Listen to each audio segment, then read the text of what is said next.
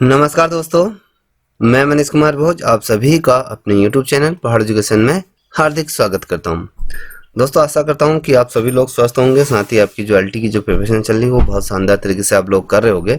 तो दोस्तों, मैं आज इसी कड़ी में आपकी यूनिट 4 का महत्वपूर्ण जो टॉपिक है, अनुसूचित जाति एससी और अनुसूचित जनजाति एसटी से संबंधित ये महत्वपूर्ण श्रृंखला, यहाँ से निश्चित रूप में एक या दो क्वेश्चन तो बनेंगे। आइए शुरुआत करते हैं आज की श्रृंखला का। देखिए, मेरे साथ आप इनका आंसर देते हुए चलिएगा, जिससे आपका स्व मूल्यांकन होता चलेगा। देखिए, पहला प्रश्न आपके सामने मैं रखने जा रहा हूँ। डेबर कमीशन का गठन किस वर्ष किया गया था, ये आपको बताना है। ये किया गया था ए 1949 में, बी 1955 में, सी 1960 में, डी 1969 में। तो किस वर्ष किया गया था डेबर कमीशन का? तो दोस्तों, ये जो किया गया था आपको ये पता होना चाहिए, ये 1960 आपका ऑप्शन जो सी है ये राइट है। ठीक है, अब ये समझना अनिवार्य होगा आपके लिए कि जो डेबर कमीशन है वो है क्या। ठीक है, थोड़ा सा इसके बारे में भी समझना अनिवार्य हो जाएगा। देखिए, जो एससी एसटी वर्ग के जो बच्चे हैं उनके शिक्षा से संबंधित एक यहाँ पर सुझाव देने के लिए, जो अगर हम बात करें 1960 में यूएन ड्राइवर की अगर हम बात करें तो इनकी अध्यक्षता में क्या हुई थी, एक कमेटी का यहाँ पर, एक कमीशन का यहाँ पर गठन किया गया, जिसे इनके नाम पर ही ड्राइवर कमीशन के रूप में ये रखा गया। तो ये आपको पता होना चाहिए। और अगर हम बात करें इसके अंदर का, जैसे एससी हो गया, एसटी हो गया, इनके बच्चों को क्या कहते हैं, निःशुल्क, जैसे पाठ्य पुस्तकें हो गया, लेखन सामग्री हो गया, वस्त्र हो गया, और अगर हम बात करें जो मध्याह्न भोजन की व्यवस्था का भी सुझाव इसके अंदर का दिया गया था। Very most important question. ठीक है, अब बात करते हैं दूसरे नंबर का प्रश्न, क्या क्या ड्राइवर कमीशन से संबंधित है। अब आपने ड्राइवर कमीशन से क्या संबंधित है, हमने कहा है निःशुल्क पाठ्य पुस्तकें हैं, मध्याह्न भोजन की व्यवस्था है, लेखन सामग्री या उपरोक्त में सभी। तो दोस्तों, मैंने आपको बताया था कि ये सारी व्यवस्था ये ड्राइवर कमीशन के अंतर्गत ये सुझाव दिए गए थे। ठीक है, ये आपका बी है, डी ऑप्शन सही है। अब देखिए, यहाँ पर देख पा रहे होंगे ये कोठारी कमीशन का गठन किस वर्ष किया गया था। तो कोठारी कमीशन की हम बात करें, जिसे भी आता है क्वेश्चन का आंसर तुरंत देने की कृपा करें। देखिए, वर्ष 1960 में, 1964 में, 1970 में, इसमें से कोई नहीं। कोठारी आयोग की हम बात करें तो कोठारी आयोग का जो गठन किया गया था 1964 से 1966 के मध्य में इसका गठन किया गया था। तो ये आपको पता होना चाहिए। अब देखिए, जब हम बात करें कोठारी कमीशन की, तो कोठारी कमीशन है क्या, इसमें क्या होता है, इस वर्ग की जो शिक्षा का क्या था, इस वर्ग के अंदर विशेषकर अगर हम देखें, जैसे एसटी वर्ग के अंदर हम देखें, तो ये कोठारी कमीशन ने शिक्षा पर क्या किया, विस्तार से यहाँ पर सुझाव दिए थे।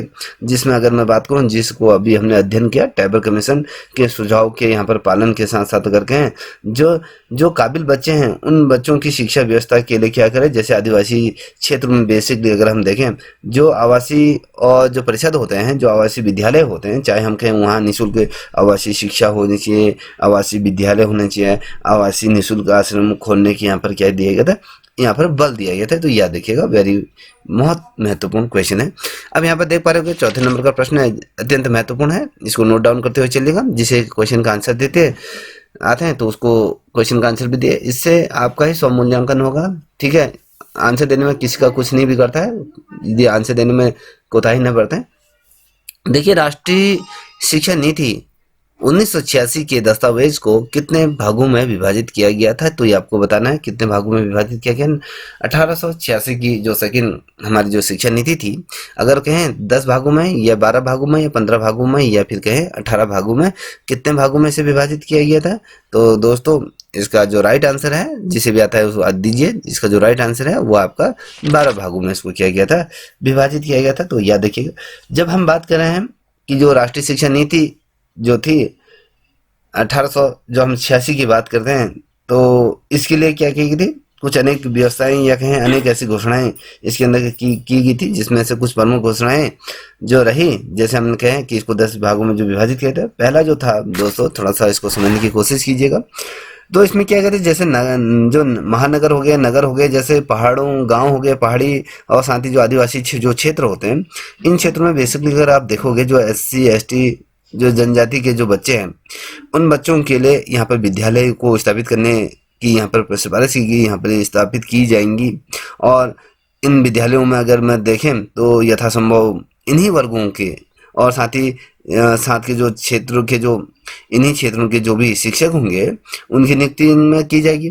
और अगर हम देखें दूरस्थ जो क्षेत्र हैं, दूर दराज के जो क्षेत्र हैं, उन क्षेत्रों से जो आने वाले जो बच्चे हैं उनको कहीं ना कहीं, जैसे कि हमने कहा कि आश्रमों की व्यवस्था की गई थी, विद्यालयों की व्यवस्था की गई थी, आवासीय छात्रावास की यहाँ पर व्यवस्था की जाएगी, इस प्रकार से इसमें कहा गया था। अगर हम देखें बेसिकली इसमें एक पॉइंट और आता है कि जो बच्चे हैं, बच्चों को आर्थिक रूप में कहीं ना कहीं जो धनराशि इसमें उनको बढ़ाई जाए या आर्थिक सहायता उनको दी जाए। जो आर्थिक सहायता की जो धनराशि मिलती थी उस धनराशि में थोड़ा सा बढ़ोतरी की जाए। और जितने भी आदिवासी क्षेत्र है ना, उन क्षेत्रों की जो पहली भाषा, उनकी जो भाषा थी, उनको पहली भाषा सिखाई जाए, जो हमारी मातृभाषा है वो सिखाई जाए। तो ये तमाम क्षेत्रीय भाषा के बाद उनको अपनी मातृ हिंदी भाषा भी इसको सिखाई जाए, तो इस पर भी बल यहाँ पर दिया गया था, तो याद रखिएगा। ठीक है, अब बात करते हैं पांचवें प्रश्न का। देखिए पांचवें प्रश्न क्या है, निम्न में से कोठारी कमीशन का अध्यक्ष कौन था। अब हम बात करें कि यहाँ पर कोठारी कमीशन का अध्यक्ष कौन था। यहाँ पर डॉक्टर डी.एस. कोठारी थे या डी.वी.एन. कोठारी थे या डी.एन.एस. भंडारी थे या उपरोक्त में से कोई नहीं थे। कौन थे, अगर किसी जिससे आता है तो वो इसका आंसर दीजिए। तो दोस्तों इस क्वेश्चन का आंसर क्या है, यहाँ पर दिया है ऑप्शन ए डी.एस. कोठारी। देखिए ये हैं, ठीक है। अब इनके द्वारा इस संस्थान की क्या गई थी, अध्यक्षता के रूप में इन्हें अध्यक्ष बनाया गया था। तो बहुत ही ज्यादा महत्वपूर्ण प्रश्न है। अब बात करेंगे अगले प्रश्न की तरफ। यहाँ पर देख पा रहे होंगे कि ये कह रहा है कि अल्पसंख्यक वर्ग के कौन से समुदाय शिक्षा की दृष्टि से पिछड़े नहीं है, ईसाई धर्म के हैं या बौद्ध धर्म के, जैन धर्म के, या सभी। तो कौन से हैं ऐसे जो क्या है आपके जो अल्पसंख्यक है, जो इस शिक्षा से वंचित नहीं है या कहें वो पिछड़े हुए नहीं है। तो छठे का क्या है, देखिए ये सभी वर्ग हैं। देखिए जो समुदाय है, अल्पसंख्यक समुदाय, ये बेसिकली इन चीज़ों से पिछड़े हुए नहीं है। जब हम कहते हैं, आपने ये भी सुना होगा जब हमने कहा कि राष्ट्रीय जो शिक्षा नीति थी 1968 में, उसमें अल्पसंख्यकों की शिक्षा से संबंधित कुछ घोषणाएं की गई थी। जो 1968 में जो पहली शिक्षा नीति रही, उसमें बेसिकली अगर आप देखोगे जो अल्पसंख्यकों की अगर हम बात करें तो वहाँ पर उनकी शिक्षा से संबंधित कुछ महत्वपूर्ण तथ्य दिए गए थे, सुझाव दिए गए थे। तो कुछ सुझाव मैं आपके सामने रखना चाहूँगा, इनको भी थोड़ा सा समझने की कोशिश कीजिए। समझ के हम चलेंगे तो आपके लिए बहुत आसानी होगी।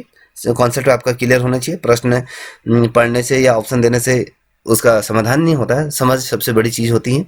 तो यहाँ पर देखिए अल्पसंख्यकों को अगर हम बात करें तो उनको अपनी शिक्षा जो संस्थाएं थी उनको चलाने का अधिकार होगा।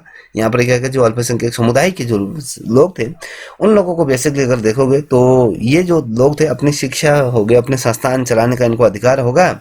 और साथ ही जो पाठ्यक्रम है, जो पांतरी जो सरकार द्वारा जो निर्धारित किया गया वही आपका होगा, जो एनसीईआरटी द्वारा निर्मित होगा वही इसमें लागू होगा।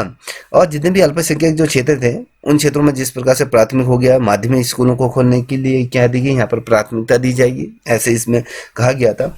और अगर हम करंट स्थिति में देखें ना, वर्तमान समय में अगर हम देखें तो अल्पसंख्यकों के जो बच्चों की जो शिक्षा के लिए क्या किया था, कुछ प्रावधानों का यहाँ पर गठन किया गया था, जिसके अंदर कहा गया था कि भैया जो सर्व शिक्षा अभियान के तहत क्या कहते हैं, जो एससी है, जो एससी एसटी जो अल्पसंख्यक जो क्षेत्रों में जो लोग रहते हैं, जो बच्चे रह रहे हैं, उन क्षेत्रों में सर्वाधिक क्या किया जाए, प्राथमिकता। साथ ही उसमें उच्च शिक्षा की हम बात करते हैं, उत्तर प्राथमिक स्कूलों की यहाँ पर स्थापना की जाएगी। इन चीज़ों को क्या दी जाएगी, यहाँ पर प्राथमिकता यहाँ पर दी जाएगी, ऐसा कहा गया था। और तो और आप देखोगे शिक्षा की दृष्टि से अगर हम देखें तो जो ये पिछड़े हुए जो अल्पसंख्यकों के जो क्षेत्र में जो रहे ना, यहाँ पर क्या था, व्यापक रूप में यहाँ पर सरकार द्वारा कहा गया था यहाँ पर ऐसा अभियान चलाया जाना चाहिए जिससे कि यहाँ के लोग समर्थ रूप से क्या हो सके, अपने पैरों पर खड़ा हो सके, बौद्धिक क्षमता इनकी विकसित हो सके और ये शिक्षित हो सके, शिक्षित समाज बन सके। और अगर हम देखें, जैसे हमने कहा कि जैन संप्रदाय के अंतर्गत जब हम बात करते हैं, जैसे मदरसे हो गए, मुस्लिम ईसाई जो भी हैं, तो मदरसा शिक्षा के लिए भी क्या किया गया था, आधुनिकरण के लिए वित्तीय सहायता यहाँ पर सरकार द्वारा दी जाती। कुछ ऐसी जातियां थी जो पिछड़ी हुई जातियों की सूची में इनको स्थान दिया गया। और साथ ही अगर कहें तो यहाँ पर भी जो आरक्षण था यथावत आरक्षण की सुविधाएं यहाँ पर दी गई थी। तो ये चीजें याद रखिएगा। अब देखिए यहाँ पर कह रहे हो कि 7वें नंबर का प्रश्न है, भारतीय संविधान के अनुच्छेद 30 में अल्पसंख्यकों की शिक्षा से के संबंध में कितने प्रावधान दिए गए हैं? यहाँ पर 3, 4, 5 ये दिए गए हैं। तो कितने प्रावधान यहाँ पर दिए गए हैं? तो ये तो आपको आना ही चाहिए, ठीक है। प्रावधानों की ये यहाँ पर बात हो रही है। तो दोस्तों इसका क्या आंसर हो सकता है कमेंट सेक्शन में दीजिए। तो यहाँ पर 2 प्रावधान यहाँ पर दिए गए थे, ठीक है। तो ये थोड़ा सा ध्यान में रखिएगा हम, ठीक है। अब बात करेंगे, यहाँ पे देख पा रहे हो 8वें नंबर का प्रश्न। 8वें नंबर का प्रश्न कर रहा है, राज्य सरकार कमजोर वर्गों और शिक्षा विशेषकर जो अनुसूचित जातियों और अनुसूचित जनजातियों की शिक्षा तथा धर्म संबंधी हितों की विशेष सावधानी व उन्नति करेगी। यह संविधान के किस आर्टिकल में दिया गया, अनुच्छेद में दिया गया है? तो जो आर्टिकल की बात करें, आर्टिकल 38, आर्टिकल 42, आर्टिकल 46, आर्टिकल 49, तो किस आर्टिकल में इन चीज़ों को चर्चा की गई थी? तो ये आपको बताना दोस्तों। अगर मैं आपको इसका जो सही आंसर दूं, क्या हो सकता है इसका आंसर? जल्दी से दीजिए। इसका जो आंसर है वो आपका कि क्या है, जल्दी से दीजिए, मैं वेट कर रहा हूँ। चलिए, ये आपका 46 है। देखिए दोस्तों, मैंने यहाँ पर अभी आपको जो बताया था, थोड़ा इसको भी मैं समझाना मुझे लगता है कि बहुत ज़्यादा महत्वपूर्ण है। हमने कहा था भारतीय संविधान के अनुच्छेद 30 में अल्पसंख्यकों की शिक्षा के संबंध में 2 प्रावधान दिए गए थे, 2 प्रस्तावना प्रावधान यहाँ पर जो किए गए थे, वो 2 प्रावधान कौन से? तो उसमें जो दिए गए थे 2 प्रावधान जो थे कि आर्टिकल 30 के अंतर्गत एक तो था कि धर्म और भाषा पर आधारित जितने भी सभी जो अल्पसंख्यक वर्गों को अपनी रुचि की शिक्षा और संस्थानों की स्थापना यहाँ पर प्रशासन का अधिकार यहाँ पर अधिकार होगा। जो दूसरा दिया गया था उसमें कहा गया कि जो शिक्षा संस्थानों को सहायता देने के लिए क्या करके राज्य सरकार किसी विद्यालय के विरुद्ध इस प्रकार का भेदभाव नहीं करेगी और ना ही धर्म के आधार पर ना ही जाति के आधार पर। ये अल्पसंख्यक प्रबंधन के अंतर्गत इसको रखा गया था। हमने आपसे बात करी थी कि हमने कहा था कि कौन सा आर्टिकल ऐसा था जिसमें ये तमाम चीज़ें की थी, तो वो आपके 46 वाला जो आर्टिकल था, इसमें ये प्रावधान दिए गए थे संविधान में, विशेषकर इनकी जो सावधानी से उन्नति करेंगे, ये संविधान के आर्टिकल आपके 46 में इसको दिया गया। अब बात करेंगे, यहाँ पर देख पा रहे हो कि 9वें नंबर का प्रश्न। 9वें नंबर का प्रश्न क्या कह रहा है? राष्ट्रीय शिक्षा नीति 1886 से संबंधित है। किससे संबंधित है? हमने कहा कि नगर और गांव, आदिवासी, सूची जनजातियों के बच्चों के लिए विद्यालय या दूर दराज से आने वाले बच्चों के लिए छात्रावास या फिर बीसी आपके विद्यालयों में इन्हीं वर्गों और इन्हीं क्षेत्रों के शिक्षकों या फिर सभी। तो क्या हो सकता है? मैंने इससे पूर्व जब बोला था आपको कि इसके अंदर क्या दिया गया था, हमने आपको पूरा इसके बारे में विस्तार से समझाया भी था। मुझे लगता है कि इसका आंसर आपको आता होगा। देखिए, ये सारी चीज़ें इसके अंतर्गत की गई थी। ऑप्शन इसका डी है। देखिए, दूसरे क्षेत्रों से आने वाले बच्चों के लिए छात्रावास की व्यवस्था भी करने की बात की गई थी और यहाँ पे विद्यालयों में इन्हीं वर्गों के जो इन्हीं क्षेत्रों से शिक्षक नियुक्ति की जाएंगी। ये सारी बातें इसमें क्या है, एकदम सत्य हैं, ठीक है। अब यहाँ पर आप देख पा रहे होंगे 10वें नंबर का प्रश्न है। 10वें नंबर का प्रश्न क्या कह रहा है? ये कह रहा है कि राष्ट्रीय शिक्षा नीति 1986 में अल्पसंख्यकों की शिक्षा से संबंधित घोषणा की गई थी। अल्पसंख्यकों को अपनी शिक्षा संस्थान चलाने का अधिकार होगा या फिर शिक्षा संस्थान में पाठ्यक्रम प्रांतीय सरकारों द्वारा जो निर्धारित वो वही होगा या ये भी दोनों होगा या उपरोक्त में से कोई नहीं। मैंने इससे पूरा आपको बता दिया था कि जो ये अपनी संस्थाएं चलाने का अधिकार होगा और संस्थानों में जो क्या है पाठ्यक्रम प्रांतीय सरकारों द्वारा उसको निर्धारित किया जाए। इसका ऑप्शन जो होगा आपका सी एज ए राइट आंसर होगा, ठीक है। अब यहाँ पर देख पा रहे होगे 11वें नंबर का प्रश्न। 11वें नंबर का प्रश्न क्या है? ये कह रहा है कि अल्पसंख्यक वर्ग के बच्चों के लिए शिक्षा हेतु कौन से प्रयास किए जा रहे हैं? अब कौन से प्रयास किए जा रहे हैं, तो इस पे भी थोड़ा सा ध्यान में रखिएगा। अल्पसंख्यक बच्चों के लिए जो प्रयासों की हमने बात करी थी, तो अब यहाँ पर देख पा रहे होगे, यहाँ पर क्या कह रहा है? सर्व शिक्षा अभियान के तहत प्राथमिक और उच्च स्कूल स्थापित किए, प्राथमिक उच्च स्कूल स्थापित किए जाएंगे, प्राथमिकता दी जाए। अल्पसंख्यकों के लिए जो क्षेत्रीय प्रोत्साहन कार्यक्रम चलाए जाएंगे, मदरसा शिक्षा आधुनिकरण हेतु सीधे। तो इसका जो राइट आंसर है उपरोक्त सभी चीजें इसमें क्या है, कथन ये सारे सत्य है, तो याद रखिएगा, ठीक है। अब यहाँ पे देखिए 12वें नंबर का प्रश्न है, आपके सामने साझा कर रहा हूँ कि पिछड़े वर्ग और पिछड़े क्षेत्रों के बच्चों की जो शिक्षा व्यवस्था हेतु किए गए प्रयास कौन से हैं? यहाँ पर यह पिछड़े वर्ग के बच्चों के लिए विशेष छात्रवृत्ति की व्यवस्था होगी या फिर 15 से 20 साल के जो बच्चे हैं होने पर उनके एक नए प्रकार की शिक्षा केंद्र यहाँ पर खोला जाएगा। सी आपके माध्यमिक एवं उच्च शिक्षा के लिए आर्थिक सहायता प्रदान की जाएगी या उपरोक्त में से सभी। तो जो शिक्षा नीति थी ना, जो शिक्षा नीति के संदर्भ में जब हमने बात की थी कि जिस प्रकार से पिछड़े वर्ग के बच्चों के लिए जो शिक्षा के प्रावधान किए गए थे, वैसे तो उपरोक्त में से ये सभी ये होगा, क्योंकि अगर जिसे भी आता है क्वेश्चन का आंसर दीजिए, क्योंकि ये सभी चीज़ें इसमें प्राथमिकता से रखे गए हैं, तो ये आपको पता होना चाहिए। ठीक है, ये सभी चीज़ों को इसमें इंक्लूड किया गया।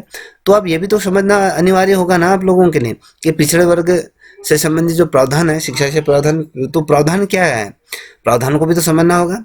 जब कि हम बात करते हैं पिछड़े वर्ग की, अगर बात करते हैं तो भारत में जो प्रारंभ में अगर हम देखें कुछ ऐसी जातियों को पिछड़ी जातियों में रखा गया था। एक और तो हम कह रहे हैं कि आरक्षण के लोभ में जाति विशेष ने क्या क्या स्वयं को क्या कर दिया था, पिछड़े जातियों में या पिछड़े वर्ग के अंतर्गत उनको सम्मिलित करने की यहाँ पर लगातार ये मांग रही। और दूसरी तरफ अगर हम देखें तो वोट की जो राजनीति रही है हमेशा से भारत में, तो उसमें अनेक प्रकार के जो संप्रदाय थे या प्रबुद्ध जो वर्ग थे, उन्हें भी क्या करके जो पिछड़ी जातियाँ थे उनमें सम्मिलित करने के लिए उन्होंने हमेशा संघर्ष करा। अगर हम वर्तमान में देखें जैसे नाई हो गया, कुम्हार हो गए, और कुछ ऐसी जातियां हैं जो जातियों को छोड़कर कुमी हो गया, लोधी हो गया, ये जो यादव हो गया, इन जातियों में भी इस वर्ग में ये वर्ग में नहीं आना चाहिए। तो इस प्रकार की चीज़ें इसमें कही गई थी। और जो हमारे देश में अगर हम देखें बेसिकली जब भारत स्वतंत्र होते ही क्या हो गया, जितने भी समस्त वर्ग थे, वर्गों के जो बच्चे थे, उनकी शिक्षा पर विशेष कर ध्यान देना यहाँ पर शुरू कर दिया गया था, क्योंकि समाज के पिछड़े वर्ग के जो बच्चे थे उनको शिक्षा की ओर विशेष कर ध्यान देना था। जब संविधान लागू हुआ, संविधान लागू होने के बाद जो दिया गया था, जो ये चीज़ें दी गई थी, उसमें कहा गया था कि जो साथ ही देश के जितने पिछड़े क्षेत्र के जो बच्चे हैं या राजस्थान और पहाड़ी जो क्षेत्रों में बसने वाले जितनी भी जातियां हैं, उन बच्चों को शिक्षा की ओर ध्यान देना चाहिए। और जो राष्ट्रीय शिक्षा नीति थी 1886 में, जो इस वर्ग में आने वाले जितने भी बच्चे थे उनकी बच्चों की व्यवस्था के लिए अनेक घोषणाएं यहाँ पर की गई थी। जैसे मैंने आपको बताया कि भैया हमने कहा कि यहाँ पर जो पिछड़े क्षेत्रों में जो नए प्रकार के जो शिक्षा केंद्र खोले जाएंगे, और साथ ही जो 15 से 20 के जो बच्चे हैं होने पर उनको नई प्रकार के यहाँ पे क्या कहते शिक्षा केंद्र खोलने दी जाएगी। और माध्यमिक और उच्च शिक्षा स्तर पर क्या है, आर्थिक सहायता यहाँ पर दी जाएगी। और साथ ही अगर बात करें जो इस वर्ग के जो बच्चे हैं उनको विशेष रूप से छात्रवृत्ति की व्यवस्था की जाएगी। तो इस प्रकार की चीज़ें इसमें चर्चाएँ इसमें की गई। अब यहाँ पर देख पा रहे हो ट्रांसजेंडर छात्रों की शिक्षा प्रभावित होने के कारण क्या है। जो ट्रांसजेंडर के जो बच्चे हैं, ठीक है, उनकी शिक्षा प्रभावित होने के कारण होते हैं। साथ ही छात्रों के द्वारा भेदभाव या अनुकूल शौचालय नहीं होना, ये भी दोनों या उपरोक्त में से कोई नहीं। अब बताइए क्या है इसमें। अब इसमें अगर देखा जाए तो दोनों ही मुझे सही लग रहे हैं। छात्रों द्वारा भेदभाव तो किया जाता है, जिसे हम ट्रांसजेंडर अगर हम बोलते हैं, वैसे तो मुझे बोलना नहीं चाहिए ऐसा शब्द, बेसिकली ये हमारे समाज में ये प्रचलित शब्द है जिसे हम हिजड़े कहते हैं। तो उस प्रकार के लोग को ये शिक्षा देने की हम बात करें तो यहाँ पर छात्रों उनके साथ भेदभाव होता है। वो अनुकूल शौचालय की व्यवस्था नहीं होता है, या लड़का है लड़की है ऐसे तो हमें ये नहीं कह सकते ना, क्योंकि बीच की श्रेणी का रहता है। तो इस प्रकार से उनकी ये तमाम चीज़ें नहीं हो पाती हैं। तो ऑब्वियसली इसका जो आंसर होगा वो आपका ऑप्शन सी इसका क्या होगा, राइट आंसर होगा। ठीक है, अब थोड़ा इसको समझ भी लेते हैं कि ट्रांसजेंडर से जो संबंधित जो शिक्षा के जो प्रावधान किए गए थे, जितने में ट्रांसजेंडर जो छात्रों की जो शिक्षा का जो अधिकार है वो विभिन्न तरीके से उसको प्रभावित करता है। अगर हम आमतौर पर देखें तो आमतौर पर जो शिक्षक होते हैं और जो साथी जो छात्र होते हैं जानबूझकर उनका क्या करते हैं, उत्पीड़न करते हैं, और उनका भेदभाव भी यहाँ पर बहुत सारा अधिक किया जाता है। जिसके कारण क्या होता है, जितने भी चाहे जो ट्रांसजेंडर जो छात्र हैं वो स्कूल को उनको क्या करना होता है, गिव अप करना पड़ता है, उनको छोड़ना पड़ता है। जिसके कारण क्या होता है बच्चों, ऐसा अगर आप लोग अगर करते हैं, आप लोगों अगर जब शिक्षक बन जाते हैं तो अगर आपके सामने कुछ ऐसे ट्रांसजेंडर बच्चे आते हैं तो बिल्कुल आप लोगों ने अपनी शालीनता का परिचय, एक शिक्षक होने के नाते आपने अपने दायित्वों को समझना चाहिए, अपने अधिकारों को समझना चाहिए। इस प्रकार के भेदभाव नहीं होना चाहिए। आमतौर पर टीचर भी इस प्रकार के भेदभाव करते हैं। जब मैं बात कर रहा हूँ कि जो ट्रांसजेंडर जो छात्रों को क्या दी जाए, स्कूल की जो वर्दी पहनने का, उनके अनुरूप जो शौचालय है उनका उपयोग करने के अवसर से वंचित कर दिया जाता है और शिक्षा से बाहर कर दिया जाता है।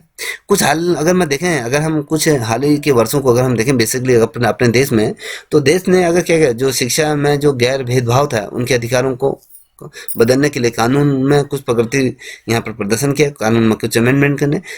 और इससे क्या होता है, बेसिकली अगर हम देखते हैं तो इससे ये भी सुनिश्चित हो जाता है कि जो ट्रांसजेंडर जो छात्र छात्राएं हैं उनके शिक्षा के जो अधिकार है वो उनसे वंचित नहीं होना चाहिए, क्योंकि बाबा साहब का जो शानदार जो संविधान रहा उसमें हमेशा ये कहा कि शिक्षा वो शेरनी का दूध है, जिसने पिया वो धाड़ा। तो इसमें भेदभाव करने का कोई वो औचित्य नहीं बनता। ठीक है, अब देखिए यहाँ पर आप 14 नंबर का प्रश्न क्या देखते हैं। तो ये कह रहा है कि स्वतंत्रता के बाद किसने स्त्री शिक्षा की समुचित व्यवस्था करने का सुझाव दिया। बहुत ज़्यादा महत्वपूर्ण, इसके आने की संभावना है मुझे लगता है कि काफ़ी हद तक बढ़ जाती है, क्योंकि यहाँ पर बेसिकली किसको टारगेट रखा गया, स्त्री शिक्षा को समुचित रूप में कहा गया। जो ये कमीशन था, राधा कृष्णन कमीशन था या रामकृष्णन कमीशन, चाइल्डहुड कमीशन था, या उपरोक्त में से कोई नहीं था। तो कौन सा कमीशन था जिसने जो महिला शिक्षा पर जागृति रूप में ये सुझाव दिए थे, तो कौन सा कमीशन था? चलिए आंसर दीजिए, मूर्ख दर्शक मत बनिएगा। अगर नहीं बनना है सीरीज में तो मत बनिए, जब आंसर देना ही नहीं आता है तुम लोगों को। ठीक है, चलिए दीजिए। देखिए जो राधा कमीशन था, राधा कमीशन ने क्या किया था, स्त्री शिक्षा की यहाँ पर क्या की थी, ये बात की गई। देखिए जो स्त्री की रखा है, यहाँ पर स्त्री भी आ सकता है, यहाँ पर लड़कियां भी आ सकती है, तो थोड़ा सा इसको भी समझने की कोशिश कीजिएगा। जब हम बात करते हैं लड़कियों से संबंधित जो शिक्षा के प्रावधान या स्त्री से संबंधित जो शिक्षा के प्रावधान या सुझाव की अगर हम बात करते हैं, तो जब भारत स्वतंत्र होने के बाद अगर मैं कहूँ जो सर्वप्रथम जो कमीशन का गठन हुआ था, राधा कमीशन का गठन हुआ था, किस वर्ष को किया गया था? तो ये 1948 से 1949 में किया गया था। जो स्त्री शिक्षा थे उसको विशेषकर समुचित रूप में उसको व्यवस्थित करने का यहाँ पर सुझाव दिया गया था। और जब साल आते आते 1950 में क्या हुआ था, भारत ने क्या किया था, जब संविधान लागू हुआ, संविधान लागू होने के बाद जो भारत का जो संविधान था उसमें आर्टिकल 15(3) की अगर हम बात करें तो उसमें यह व्यवस्था की गई थी कि इस अनुच्छेद के अंतर्गत अगर हम बात करें तो राज्य की जो स्त्रियां हैं और बालकों के लिए कोई भी क्या होगा प्रबंध उपबंध जो हम बात करते हैं उसकी में कोई बाधा नहीं होगा। ये कहा गया इसमें कोई भी बाधा इस प्रकार से नहीं होगी, क्योंकि इसमें शिक्षा से संबंधित चाहे बालक हो या बालिका हो गए उसमें सभी को क्या है समान शिक्षा का प्रावधान इसमें दिया गया था। तो याद रखिएगा। अब यहाँ पर देख पा रहे होगे, मैं आपको बता रहा हूँ कि जब हम लोग कहते हैं कि यहाँ पर राधा कृष्णन कमीशन की जब हम बात करते हैं तो साल आता है 1951 का वो साल था जब कहा गया था कि जो बालिका शिक्षा के प्रसार के लिए किया गया था, एक केंद्र सरकार द्वारा क्या कहा गया था, एक योजनाबद्ध रूप से किया गया कार्य यहाँ पर किया जाएगा। साल आता है कि 1958 का वो साल आता है जहाँ पर केंद्र सरकार ने किया गया था जो स्त्री शिक्षा के से संबंधित किया गया था, सुझाव दिए थे। उसमें एक महिला का नाम बहुत ही ज़्यादा आता है। वो महिला की जो अध्यक्षता थी अगर हम उसकी गए तो वो थी श्रीमती दुर्गाबाई देशमुख की अध्यक्षता में क्या थी, एक राष्ट्रीय महिला शिक्षा समिति का गठन किया गया। कभी क्वेश्चन पूछा जाता है कि महिला शिक्षा समिति की सर्वप्रथम भारत की स्वतंत्रता से पश्चात जो पहली महिला अध्यक्ष बनी वो उसका नाम पूछा जाता है, तो वो दुर्गाबाई क्या थी देशमुख, वो थी जिनकी अध्यक्षता में ये गठित किया गया था। ठीक है, अब बात करते हैं, ये है 15 नंबर का प्रश्न। ये कह रहा है कि संविधान के किस अनुच्छेद में यह व्यवस्था की गई है कि किसी भी बात से राज्य की स्त्रियों और बालकों के लिए उपबंध बनाने में कोई बाधा नहीं होगी। हमने क्या किया था, यहाँ पर अनुच्छेद 15 था, अनुच्छेद 15(3) था, या अनुच्छेद 17(2) था, या अनुच्छेद 21। तो यहाँ पर मैंने अब आपको राम की पूरी कथा सुना दी, तो ये क्वेश्चन का आंसर वैसे ही आपने देना चाहिए। अगर आपने एकाग्रचित्त होकर अगर सुन रहे होंगे तो ऑप्शन इसका बी 15(3) के अंतर्गत क्या गई थी, ये नीति व्यवस्था की गई थी। ठीक है, अब यहाँ पर देख पा रहे होंगे अगला प्रश्न यहाँ पर दिया 16 नंबर का प्रश्न। ये कह रहा है कि किस वर्ग बालिका शिक्षा के लिए योजनाबद्ध रूप से प्रचार प्रसार का कार्य यहाँ पर शुरू किया गया था।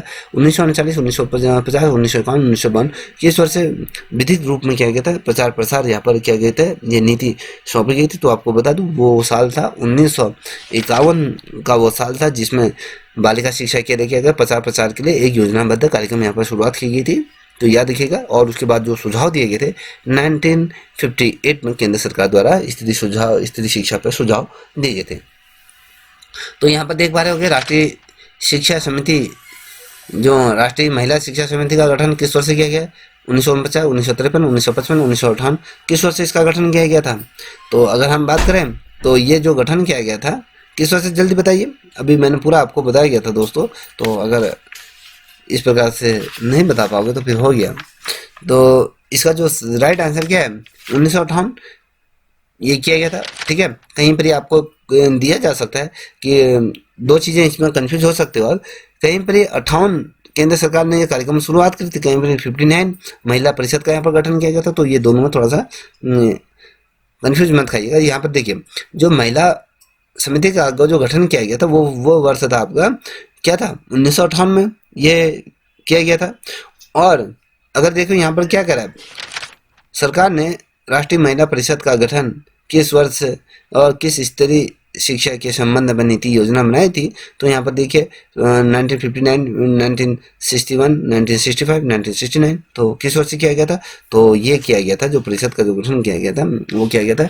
ऑप्शन क्या होगा इसका एज ए राइट आंसर जो होगा इसका ऑप्शन ए आपका राइट होगा। क्योंकि हमने जो बात करी थी ना, जब हमने बात की थी क्या की थी, हमने कहा था कि जो सरकार ने किया गया था 1959 में क्या कहते राष्ट्रीय जो महिला परिषद का यहाँ पर गठन किया था, उसमें बेसिकली इसमें जो स्त्री शिक्षा है, स्त्री शिक्षा से संबंध में यहाँ पर नीतियाँ और कार्य योजना यहाँ पर बनाए गए थे। तो ये याद रखिएगा। अब यहाँ पर कह रहे हैं 1900 नंबर का प्रश्न है, यहाँ पर देख पा रहे होगे ये क्या कर रहा है, शिक्षा के संदर्भ में हंसा मेहता समिति का गठन किस वर्ष किया। अब यहाँ पर हंसा मेहता समिति की यहाँ पर बात कर रहे हैं। तो हंसा मेहता समिति ये कौन थी हंसा मेहता? तो ये 1960 में, 1962 में या फिर 1965 में, या बात करें फिर 1970 में। तो हंसा मेहता की हम बात कर रहे हैं। तो दोस्तों याद रखिएगा, तो जो इसका जो राइट आंसर है बहुत ही ज़्यादा महत्वपूर्ण प्रश्न, अपने आप में भारी भरकम।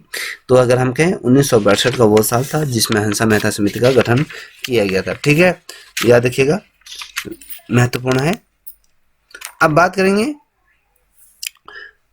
20वें नंबर का प्रश्न कह रहा है कि वर्ष 1958 में केंद्र सरकार ने किसकी अध्यक्षता में राष्ट्रीय शिक्षा महिला शिक्षा समिति का गठन किया गया था। तो आपको मैंने बताया था दुर्गाबाई क्या थे, देशमुख ये थी। तो ऑप्शन पहले ही मैंने आपको सामने रख दिया। अब यहाँ पर देख पा रहे होगे दोस्तों, ये कह रहा है कि 21वें नंबर का प्रश्न है। 21वें नंबर का प्रश्न क्या कह रहा है, जो राष्ट्रीय शिक्षा नीति की अगर हम बात करें, राष्ट्रीय शिक्षा नीति 1986 में स्त्री शिक्षा के लिए की गई घोषणाएं की अगर हम बात करें, तो इसमें स्त्री पुरुष की शिक्षा में भेद नहीं किया जाएगा, महिलाओं की शिक्षा हेतु विशेष प्रयत्न किए जाएंगे, बालिकाओं के लिए विशेष छात्रवृत्ति की व्यवस्था की, उपरोक्त सभी। तो ये क्या हो सकता है, और इसका उपरोक्त सभी चीजें इसमें ये व्यवस्था की गई थी, जो ये घोषणाएं की गई थी। अब आपको ये भी पता होना चाहिए घोषणाएं कौन कौन सी की गई थी। अब देखिए अगर हम बात करें, जब मैं बात करूंगा आपसे कि वो साल था आपका 1986 का वो साल, जिस समय क्या किया था भारत में जो दूसरी शिक्षा नीति आई थी, तो वहां पर स्त्री शिक्षा के प्रचार प्रसार के लिए क्या किया था, एक उन्नयन घोषणाएं की गई थी, बहुत ढेर सारी घोषणाएं की थी। जो घोषणाएं मैं आपके सामने रखना चाहूंगा, ये आपको पता भी होना चाहिए।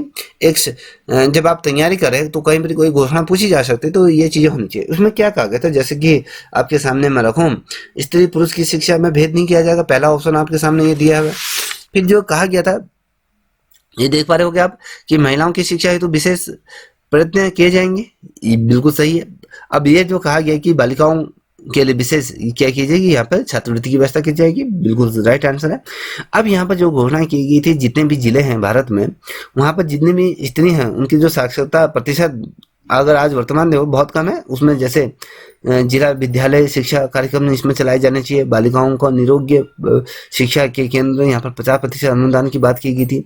निधन वर्ग की जितनी भी छात्राएं हैं उनको आर्थिक सहायता दी जाएगी, बालिकाओं को छात्रवृत्ति यहाँ पर आप देख पा रहे होंगे।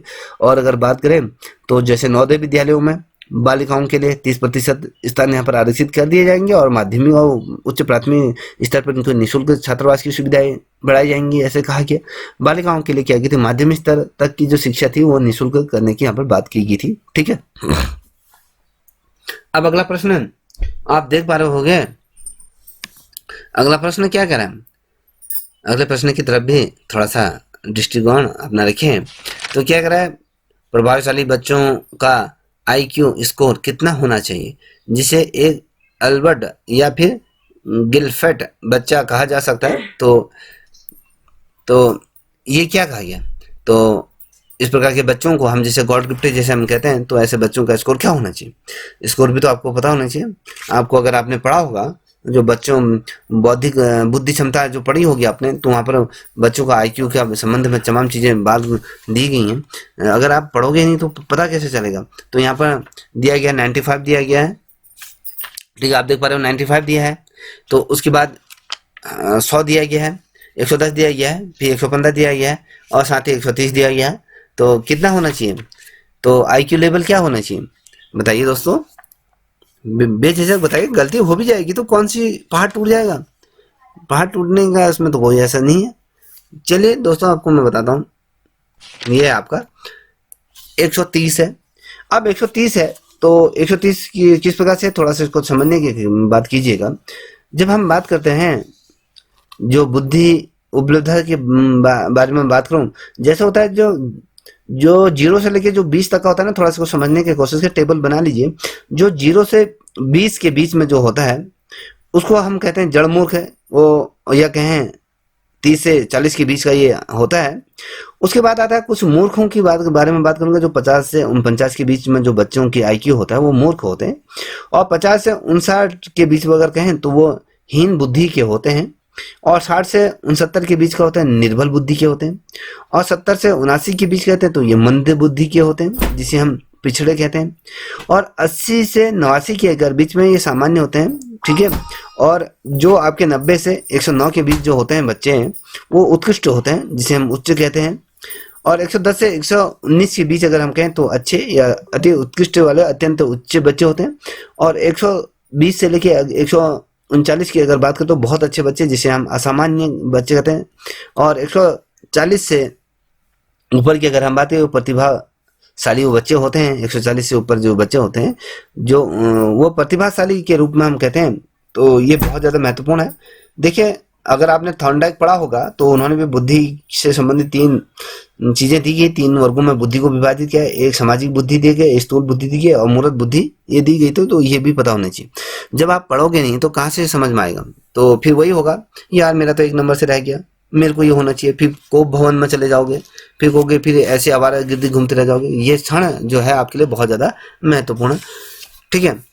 अब देखिए यहाँ पर देखिए 23वें नंबर का प्रश्न है, ये क्या कह रहा है, प्रतिभाशाली बच्चों के लक्षण हेतु एकाग्रता और स्मृति क्षमता उच्च होती है और रचनात्मक और नेतृत्व क्षमता होती है, केवल ए या फिर ए बी दोनों। तो क्या हो सकती है, देखिए क्या है, दोनों ए बी दोनों, ये है ऑप्शन डी इसका राइट आंसर है। तो थोड़ा इसको समझने की कोशिश कीजिए, प्रयत्न करें। तो यहाँ पर देखिए 24वें नंबर का प्रश्न है, सामाजिक और आर्थिक रूप से वंचित बच्चे शिक्षा का लाभ नहीं उठा पाते हैं, इसका प्रमुख कारण क्या है। प्रमुख कारण क्या है, स्कूल का वातावरण, बच्चों की आर्थिक स्थिति, या खराब अनुभव, या उपरोक्त सभी। देखिए जो ये प्रश्न है ये सभी चीजें काउंट करती हैं, ठीक है। क्यों करती हैं, क्योंकि स्कूल का वातावरण ही ऐसे हो जाता है इन बच्चों के लिए जो वंचित बच्चे होते हैं, ठीक है। अब ये क्या होते हैं, ऐसे माहौल क्यों बनता है, तो ये भी समझना चाहिए।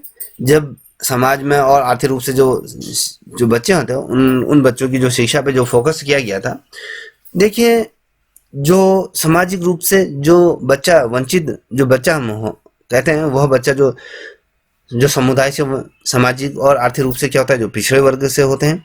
और इस प्रकार या कहें किसी अन्य कारण से अगर वंचित होने के कारण वो स्कूल का लाभ नहीं उठा सकता है, या फिर ऐसे कहें तो ऐसे बच्चे जो संचयी जो शिक्षा के क्षेत्र में हानि या स्कूल छोड़ने की उच्च दर पर अगर कहें तो ये तमाम चीज़ें तो बेसिकली अगर कहें तो ये यहाँ पर क्या होता है, सामाजिक आर्थिक रूप से जो वंचित समूह के जो बच्चे हैं तो उनकी अवधारणा को सुनिश्चित करने के लिए क्या होता है, शिक्षक को ये सुनिश्चित करना चाहिए कि भैया उनकी जो स्कूल की जो शिक्षा में रुचि कम क्यों हो रही है, उस रुचि का यहाँ पर पता लगाना चाहिए। क्यों बच्चा नहीं आ रहा है, किस कारण नहीं आ रहा है, तमाम चीज़ों का यहाँ पर आकलन करना चाहिए।